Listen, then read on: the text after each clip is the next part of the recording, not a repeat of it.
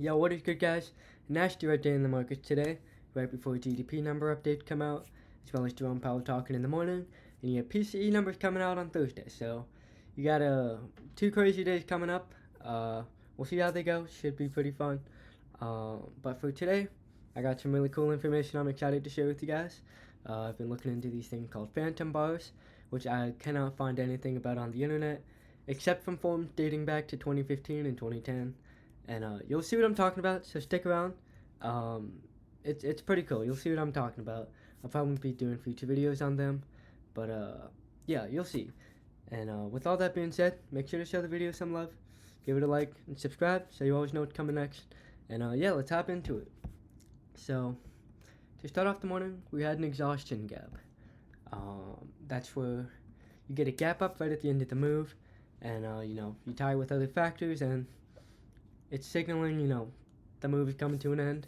In yesterday's video, I mentioned it's showing exhaustion. And you can go back to it, see, that's what I said. And I showed you this is the trend line I was watching, and the trend line you want to be watching, because it was a very important one, it was significant, a lot of reactions, and what happened when we broke it, we fell, and that was a very hard fall. We fell all day, and I was shorting. Yesterday I went short right before close, and I started closing that position at 384, all the way down to just under 381. And I am cautiously bullish right now. I did go into a long position today, which it's a little scary, but we'll see how it goes. There's no confirmation of really finding support yet, so I'm kind of pre-anticipating a move up. Yeah, it's a little risky, but I'm going to explain to you why I'm doing that. So make sure to watch this whole video. And right now, we're in that gap. So, it can be a gap fill trap where we don't fill it completely. You might completely fill it, but the point is we're kind of trying to figure out if this is just a pullback, or this whole move up was just a, bear market rally, and we are soon heading to new lows. But what I am looking for is a move back to 400 and over 400 before going to new lows. No, that's not for certain, but if these next few days play out how I want them to, it's likely gonna happen. So, this is the move I was calling down for. I did say there was that possibility we keep squeezing, but I showed you those divergences. Yesterday I showed you specifically the 1 hour MACD. Right here, I was comparing it with this move back here. I said, this move on the MACD is the same as back here. And we're at that point where we're about to cross, and I said, maybe this is a sign we're going to be turning down soon. And we turned down today, so it's an interesting area, to say the least. We might find support here, we might go lower, but we're just gonna tie all those factors and see what has the highest probability of happening. Still, we're gonna be taking a look at some Elliott wave theory, those MACDs, which the daily I do want to show you right now. We are still crossed. We're still over it. And this is another thing I was looking at when comparing it to that area. When we crossed back here, we were forming a top, and then we made new lows. So, there's a chance that this is what it's going to turn out to be. You crossed as you were topping, and then you go into new lows. So, I'm not sure the economic numbers that we have coming out the next few days are going to influence that, especially the PCE numbers, I believe. So if those are good, we might be going up 400 plus. If they're bad, new lows. So it's all up to these numbers that are coming out, but for now all we can really do is just weigh the odds. So one thing I was looking at today, Elliott wave theory, I was lining up all the fibs, and I found something kind of interesting with this. So instead of measuring it from the top to this bottom from here, I took it from here to this low, and as you can see, I'm trying to make it as perfect as possible. So as you can see, it is on the dot, and you have some pretty strong reactions here and here, so this is a very relevant drawn out fib, which is why I'm doing it from here and not there. And I think this is a possible count. It's not confirmed until we start getting this move up. If we start moving up, this is wave 4, and you get your wave 5, which would take us to 401 or 400, the low 400s, right here. So if this plays out, if we bottom right around 2, we're gonna be going to the low 400s, but we don't know that yet, and that's just something, it's a possibility you just can be watching. So I showed you that exhaustion gap, that trend line I showed you yesterday, that 1 hour MACD, and I was also looking at the, that macro wedge I've been talking about for a very long time. It's on the NASDAQ as well, but the difference here is that this seems to have already touched the top, whereas on SPY, it's I believe this is the trend lines, the right ones. Maybe not, I'll just have to move myself. Yeah, these are the right ones. So on SPY, we have not touched it here. On the NASDAQ, we have. So it's very interesting. I'm not sure how this is gonna go. If this is wave 4, this is just a pullback before going higher and breaking out.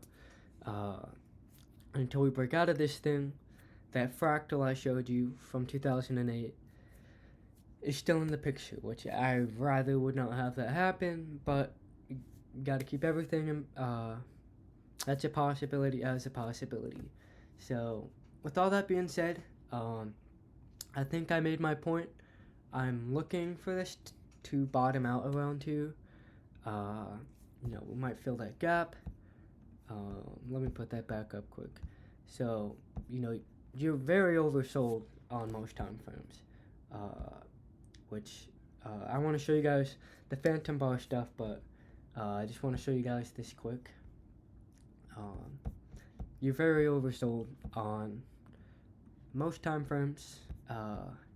This is the 15-minute, the 30-minute, the 1 hour, the 2 hour. So right here, the 2 hour and the 4 hour are the ones you want to be watching, because those haven't really been oversold yet, so there's still more room to go down on them. But if the lower time frames can have enough strength, then this can keep that bottom around too. So right now we're just watching this gap, see how this goes out, and as well as this support. I almost forgot to show you guys this. This is a big support right here. I'm not sure how this is gonna play out. I think if we break this thing, we might get a pretty quick drop. High 370s, mid 370s, but we'll see how it goes tomorrow. I think we'll get some signs tomorrow of what this is doing. But on to the phantom bars, which I'm excited to show you guys.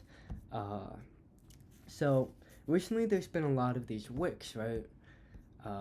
In after hours, just for a split second maybe, and I have found extremely significant correlations with these and future price action, where this basically predicts the future. And I'm gonna show you. So we're gonna go back to COVID, which was 2022, or late 2019 is when it first got discovered. Late December. So where's the COVID crash? 2021. Oh, this is the 4 hours. Sorry, I got so confused there. So this is the COVID. COVID first discovered on December 31st, 2019. And this big wick right here, a phantom bar, is what I'm calling them. Phantom Bar. This is on December 27th, okay? So 285. This is a huge wick. You don't see this stuff ever. And you know, before COVID, this just looks crazy, right? So you know, you take a support, you put it here, and this has a very significant correlation. We hit it and we bounced perfectly, like actually perfectly, as you can see. And this was before the COVID drop. This basically predicted a crash ahead of time. This candle was on December 27th. First day COVID was discovered, December 31st. The World Health Organization was informed of these cases of an unknown disease which came to be COVID. And this candle formed before COVID was discovered. And this happens, these candles show up a lot, and you know, they're not always played out, but they definitely do play out.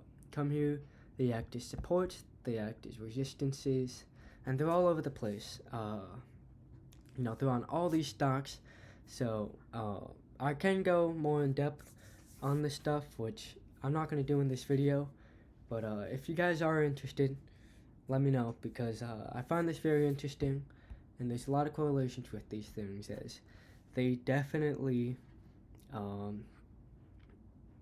do predict future price action in a lot of cases. So let me know if you're interested in seeing more stuff on this, because you know, this is fascinating to me. But I'm gonna leave it at that.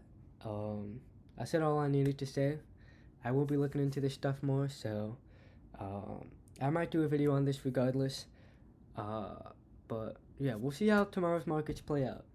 We'll see if these supports hold around here, and I think we'll know in the morning. So see how all that goes.